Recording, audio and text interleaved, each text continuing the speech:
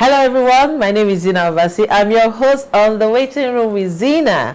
We have been having fun over here, enjoying this new season, this interim season we call The Waiting Room with Zyna. Street edition has been so wonderful because we go out there and we see people and we talk to them. They give us the raw opinion of what they have, concerning our topics. So welcome to another episode of The Waiting Room with Zyna Street Edition. Yes, I'm also the author of Zyna's Waiting Room. If you haven't got yours, don't worry, just look down. All the links are there. Amazon is there, Okada Books and Bamboos, just click. And if you want us to send to you, in case you're in Nigeria, let us know so we can send it to you, okay? Today we are talking about what to do while waiting. Like I said, we are on the streets. We are in Abuja, Port Harcourt, and Lagos, talking to people right there on the street and getting their opinion of what they think about this topic. So you don't go nowhere. Sit down, listen, and watch and hear what they have to say. And I'll be right back.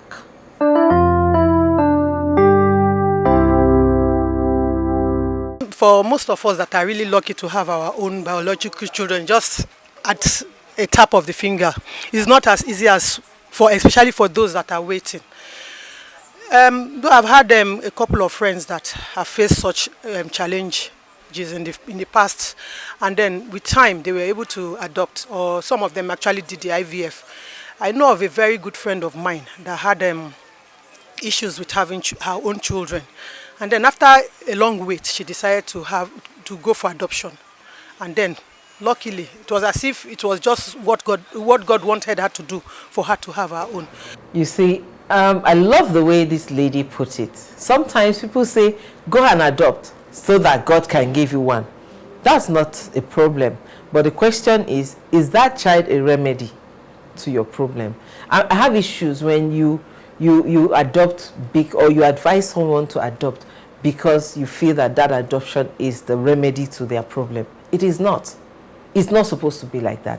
Adoption should be because you really, really, really want to take care of the child. You have a lot of love to give, a lot of things you can give to a child. You are not able to have your own. So you say, you know what, let me take one child out there and show them love. Then in the process, if it comes, fine. If it doesn't come, take care of that child because that's your child. Not as if it's your own, no. Because she's your child. And along the way, another one might come. I will not say your own might come because that's what people mistake. And I need to really correct that. They will say, adopt a child. Along the way, God will give you your own. No. He already did. I remember a lot of people telling me that, and I kept correcting them. Sometimes they come to, congratulate me and say, oh, thank God for you. Don't worry. Just don't worry. Take care of that one, okay? God will give you your own. I'm like, no, he just did. He gave me my own, number one. If you are saying he will give you another one, I understand. But don't say he will give you your own. So the one he gave me before, whose own was that? Because that's my child, the last time I checked. So we need to understand these things and relate them to what's happening. God has given you through adoption, or he can give you through natural birth, or he can give you through IVF, or he can give you through surrogacy. All of these are means whereby God can give you a child. So if you want another one, he can give you another one through any of these means. They are all his children that he has given you. You are just a caretaker. Take care of them for now, for him. Okay, so let's get that right. Let's hear what Mama has to say. I love this woman.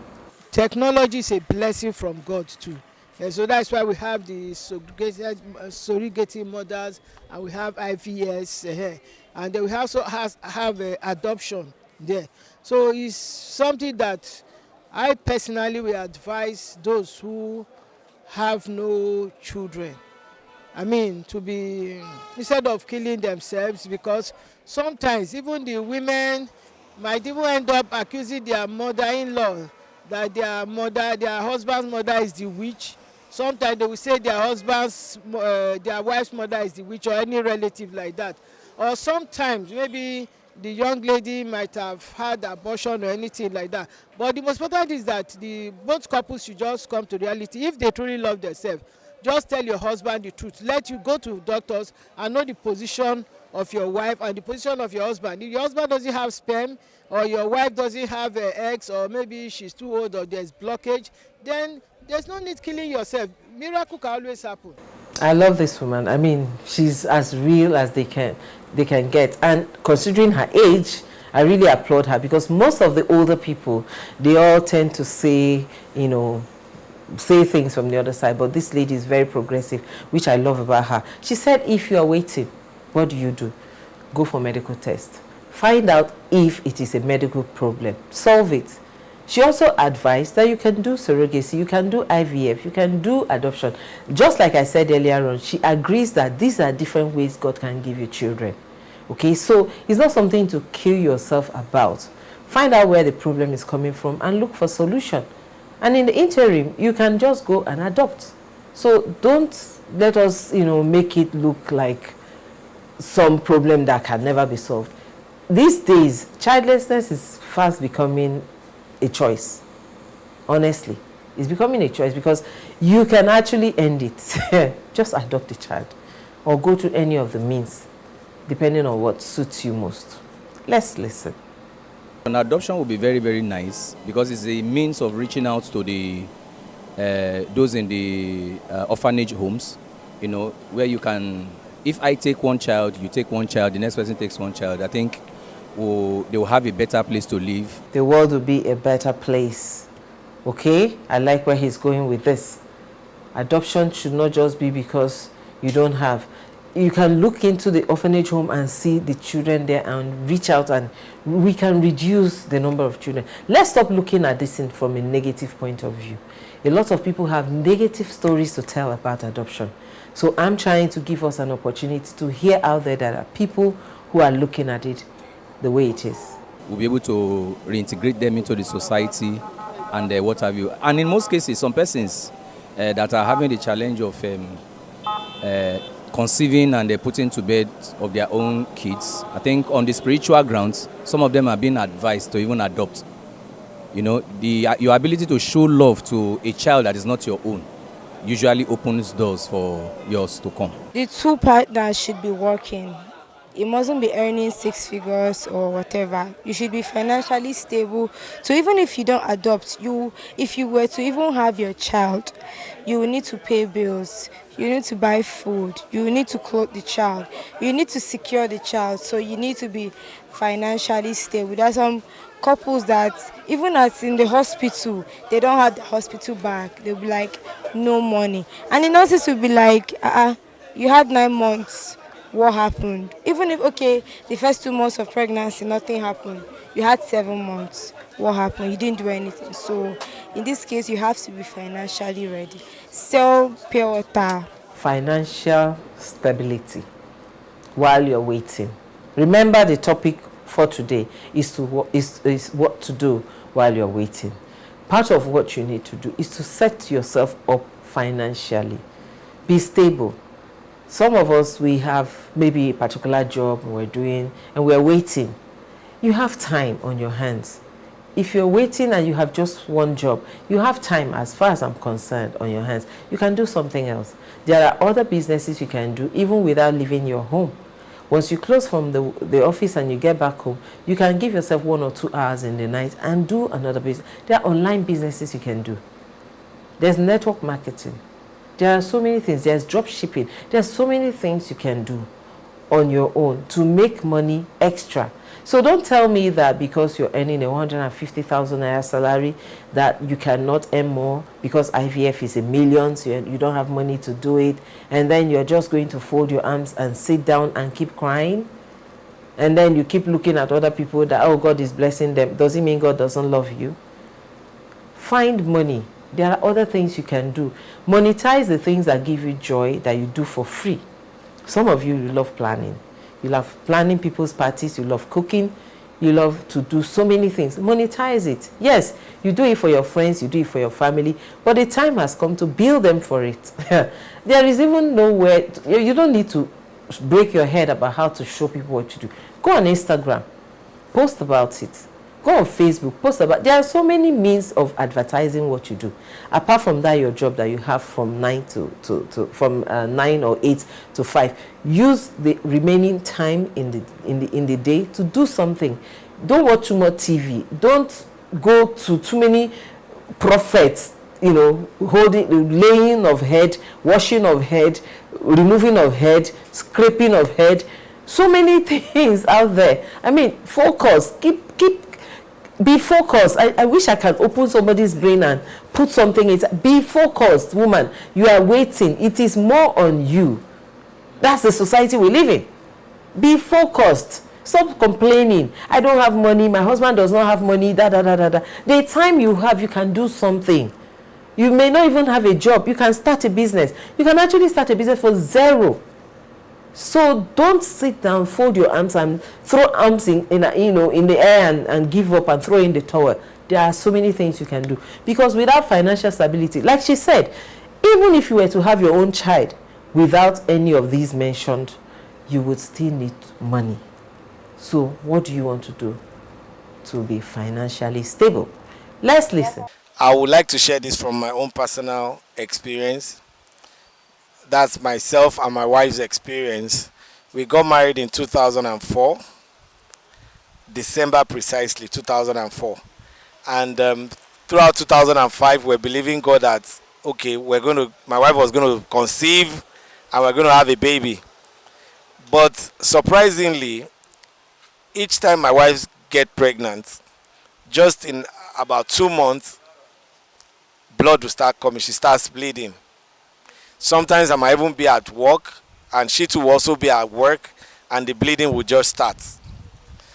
Then, because of the story behind bleeding, when a woman starts bleeding, I will quickly go and pick my wife up and we go to the hospital and the doctor will now say we have to do evacuation. I don't know if this is a familiar story where a woman will just start bleeding after taking in. Maybe after 2-3 months of taking in, she will start bleeding and you go to the hospital and they will say it's evacuation.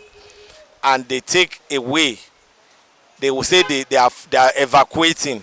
And before you know it, the woman will now have to start all over again. So we experienced this like almost 3 times in 2005. 3 times in 2005. Then in 2006, my wife got pregnant again. And the same thing happened, that she started bleeding. Then I had to rush to her office, picked her up. And my wife told me this time around that she's not doing any evacuation. That when she conceived, it was just God that made it to happen by his own arrangement. So whatever bleeding she's going through now, she's going to wait it out. I was so scared at this moment. I was very, very scared because she kept on bleeding. And she refused to go to the hospital for us to do the normal evacuation. And she was at home bleeding. Then I had to call her mother. Please come and talk to your daughter so that we can do evacuation. And my wife insisted that she wasn't going to do any evacuation. I called her pastor. The pastor came and she insisted that she was not going to do any evacuation. That she's going to continue. She's going to wait on God. That this bleeding, she believes that baby is there. That this bleeding is like a normal ritual thing that the enemy has been using to steal her joy away. So after about 1 month, the bleeding stopped. And she resumed work and we didn't do anything. And lo and behold, 2 months later, she started having some feelings in her tummy and we went to the hospital and she was confirmed to be pregnant. She was confirmed to be pregnant. And after 9 months, we were not sure whether it was time or not because we're not really sure again of the counting because of the bleeding that has taken place. So it was the doctor that started testing to know when the actual date was going to be because we couldn't keep up with the counting anymore because we didn't know when the pregnancy actually came in. We didn't know when we had to start counting. But to the glory of God, the baby came normal, no stress at all, safe delivery, and God just did it. Okay, so I didn't want to interrupt him. I wanted you to hear the testimony because it's actually, a beautiful testimony that at the end of the day, the woman was confirmed pregnant after what she went through in 2005. So this is a beautiful story, and I'm so glad and I'm happy for them that that's happened. Nevertheless, if you are in a situation where you find yourself like this, now what is the problem? Most of us, when we hear things like this, we will take it and say, because that woman did not go, me too, I will not go. You don't know what that woman is feeling or was feeling or felt. A woman that has carried 3 times and has had that evacuation 3 times, her body would definitely be able to recognize that this time around there's a change. That could be the way God wanted to work with her. And her faith was strong against the advice from her husband, against the advice from her father, her mother, against the advice from her pastor. She insisted she must carry. That is something we call the woman's intuition. And it doesn't just come cheap. It doesn't come by looking at someone else and picking on what they are doing. No, it comes from way within. For her to say that, she wasn't being stubborn, I don't think so. But she was acting based on what she felt on the inside. So that deep feeling was for her to feel, and she acted based on that deep feeling. So don't listen to this story and tomorrow have an experience like this, God forbid, but it might happen, and then you say, oh, because there's a story I watched and you don't have any deep conviction, but you insist that you're not going for evacuation. Your case might be different, okay, so that it doesn't result into anything fatal, because it does most times. Because she continued bleeding. The reason for the evacuation is because when the fetus is forming, there are particles. So if they don't remove the remains and it stays inside, it can begin to decay, and when it decomposes, it adds to any other thing, it might cause problem. Your womb, the whole womb might be removed, the whole womb might decay, and it can even lead to death or lead to the total removal or part removal of the womb, or completely damaging the womb that you may not be able to carry again. So that's why the doctors advise evacuation. There are also times that a woman carries, because like he said, this thing happened 3 times in a year. So the fetus wouldn't have formed that much. So maybe it was still in the blood level, because if it's in the blood level, you can actually bleed it out. Okay, I'm trying to explain, because someone will watch this and the person is 6 months pregnant and will say, I'm not going for evacuation. This woman was not 6 months pregnant. She wasn't even 4 months pregnant, because if all of this happened 3 times in a year and then the next one she carried, I don't think she had that much time.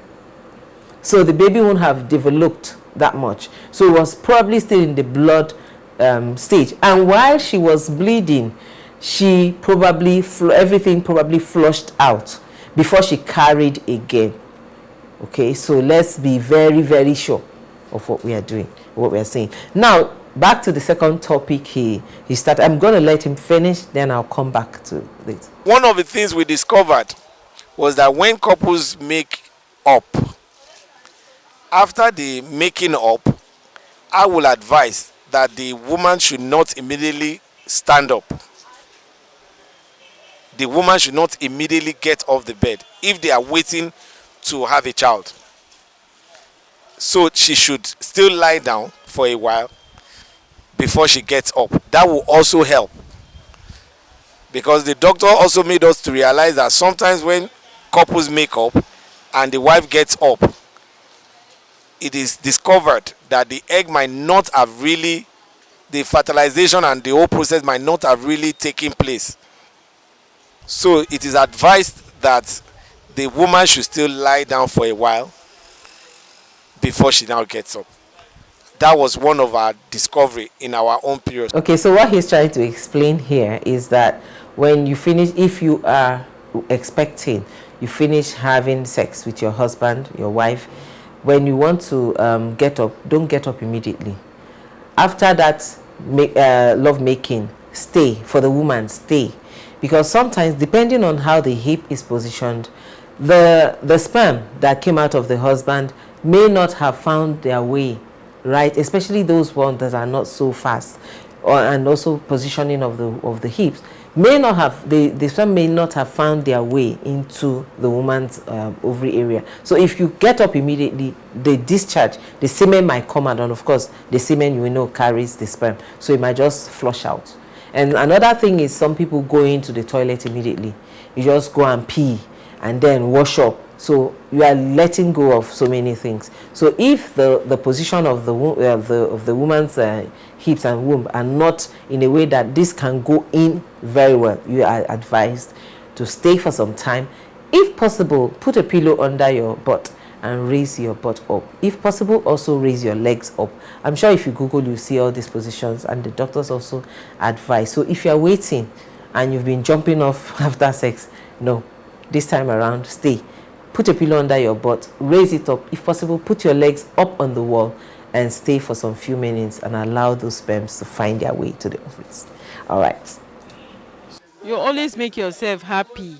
This life will just come once. So you always make yourself happy. You know, some women, I can't, in fact, because you are not in my shoes, you understand? So they should always make themselves happy. And the couple with the husband too should always make the wife happy, and the mothers, the husband side too. You know, some husband side, they will be abusing the woman. When will you get child? When will you be pregnant? So the husband side too, the husband relation too, they should also make the wife to be happy. There are options on what you decide, because some can wait for 5 years. Some can say, okay, my wife, let us agree, let's adopt a child. It depends on their options, what you decide. Like me, I waited for close to 8 years, no child. We were waiting upon God. Wow. But our faith carried us, and at the end of the day, my wife bare child. It was terrible. It was terrible. Do you know that there are times I will go to church with my wife? You know, after service, you see children running to their parents. At that point, you see my wife, you know, there are times we will come back to house, we don't talk to each other, because she will get upset. She will be thinking. There are times in the morning I wake up, I want to go to work. My wife will hold me. You will not go to work. You will give me a child. But I keep on telling her, I said, look, a man cannot give a child to a woman. It's only God that gives child to a woman. And so be patient. God will give you. And again, one thing I want to tell people is that anxiety also terminates child pregnancy. It is not the devil that terminates. Sometimes when the anxiety is too much in you, you see that the child can terminate. So you have to pray and wait upon God. When you waited for long, there is no issue. The next step, you go to the adoption, so that at the end of the day, you will be here crying of children in your own family, in your own home, so that you will not stay empty without a child into the family. You can see your doctor. Your doctor will take out a text. After that text, if it's possible for her to conceive or not, they will discover where the problem comes from, either the husband or the wife. God is the creator of everything. And by right, we are supposed to hold on to God. It's not necessary to go and adopt. But if you see yourself, maybe after some years, 1 to 3 years is not enough, you can still wait for God. He is the author and the finisher of our faith. So he can still do it, even when you expect that the time has gone far. But in case you don't see it, instead of you to commit any other suicide, you can do one. Because having it now is another blessing. And you are provoking God to do more for you. And by so doing it, mere getting one, God can surprise you. To wait for 10 years that pikin, you can train another person pikin as your own pikin, or you adopt the pikin. Mostly, the issues might not be coming from a lady, because mostly one of what our men normally thinks or gets in mind is that the fault is coming from their wives. Or sometimes they'll just conclude within their hearts, or being afraid not to go for checkup. So that their wife will not find out, my husband have a low sperm count, I cannot produce a child, and they don't want to hear that one. sometimes it's not even your wife that is the issue. It's God that gives children. So everybody have to be spiritual in his or her own personal way. If you're a Muslim, you have to do your own Muslim. If you're a Christian, you have to be going to church to, and also have faith that one day God will surely give you. Then physically, you have to be strong and tell yourself that you can also be a mother, you can also be a father. You have to make sure that physically you are fit, medically you are fit. Can wait for time of God time. Your son, God can provide. Your son. If there is nothing God cannot do anyway. There's no wrong with adoption, because if you're a man, if you're married, supposing the wife will not, conceive, the best option for you is to adopt. Why? Because God did not support second marriage. God only supported, he said, 2 are one flesh, not 3 will be one flesh. They should be patient. They should believe in God and believe that with God all things are possible. Wait unto the Lord, or you can advise the husband to go elsewhere. Let's know whether the fault will come from one person, either the woman or the man. If you have tried the possible means and you are unable to, I think you have to suit for one of those methods, either IVF or adoption, or anyone you feel you are comfortable with. It's better you do it, because many people have challenges. Some insult from either family members, neighbors, and all sort of. So if you feel you really need that child, there is nothing wrong in you going for one of the ways you think is okay by you, either adoption or any other one.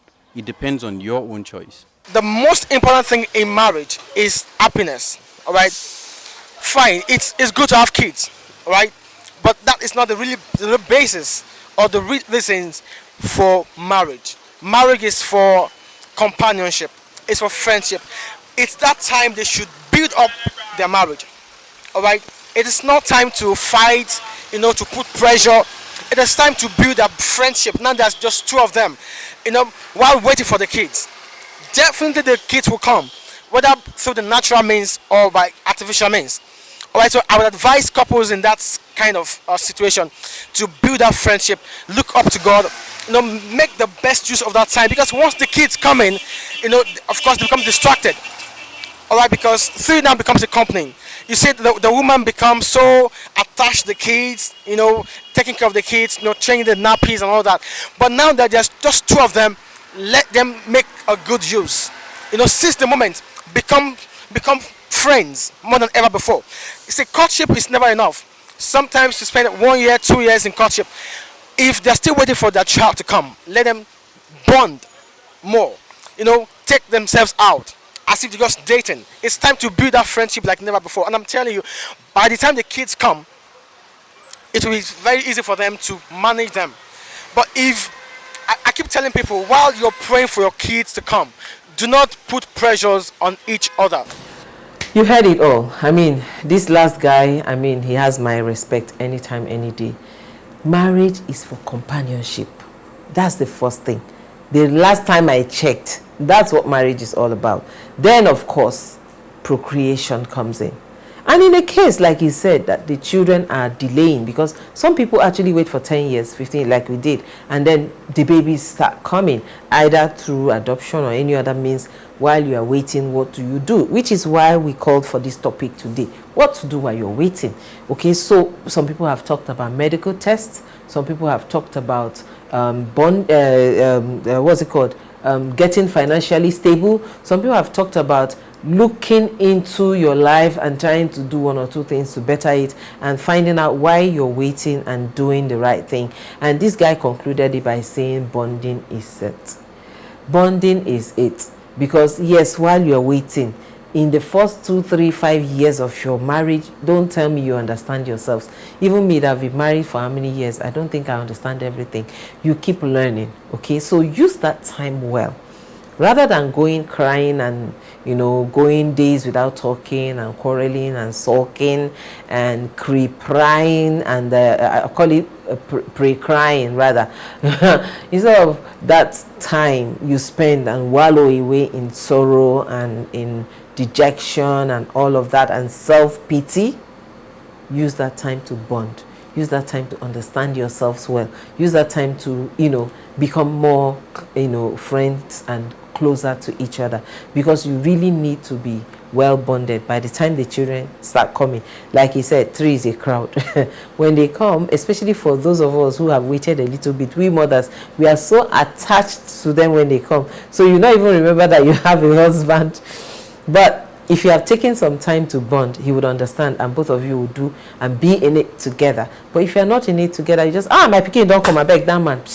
You forget your husband. So please use this time to bond, build friendship, and get to know each other better. And then come up with your parental skills, parental style, parental goals, parental aims, parental objectives. What do you want to do? What kind of school do you want your children to go to? Pen down.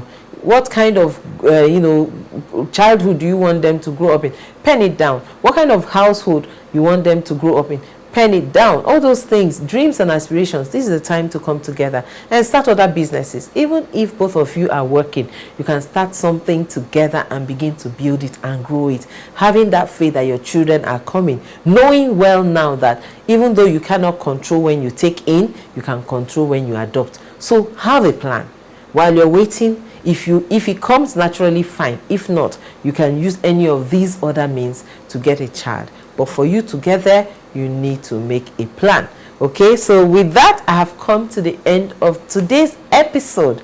So thank you so much for watching. Thank you so much for those of you who have been following me. Some of you are ardent followers of this program. Wherever I show up, you are there. I want to really, really appreciate you. At the end of this special edition, this street edition, we're going to have maybe a day to interact with faithfuls. Those of you who really, really want to be part of that, just keep watching. When that day comes, we're going to announce, and all of you will be part of it.